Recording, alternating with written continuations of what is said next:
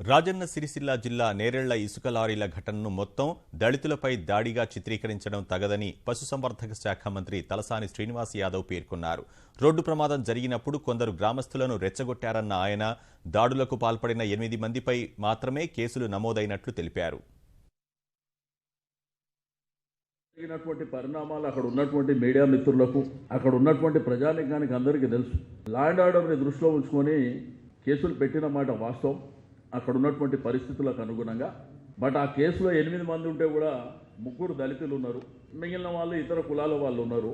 ఎప్పుడైతే సిరిసిల్లలో ఈ ల్యాండ్ మాఫియా దీన్ని భూస్థాపితం చేయాలని కంకణం కట్టుకొని దగ్గర 200 కేసులు పెట్టి మరి వాళ్ళని కుక్కటి వేళ్లతో పెకలించాలనేటువంటి దిశగా ప్రభుత్వం చేస్తుంటే, ఆ ల్యాండ్ మాఫియా ఇటువంటి ఇన్సిడెంట్ జరిగినప్పుడు ఏంటంటే వాళ్ళు దీన్ని ఫోకస్లకు తీసుకురావడానికి చేస్తున్నటువంటి ప్రయత్నం.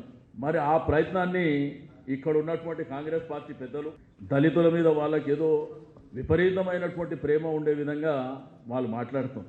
ఈరోజు సరస్వతి పుత్రులను చేయాలని దళిత జాతి కానివ్వండి, గిరిజన జాతిని కానివ్వండి, ఈ ప్రభుత్వం వచ్చినాక ఏ కార్యక్రమాలు తీసుకుందో ఆ కుటుంబాలను అడిగితే తెలుస్తుంది.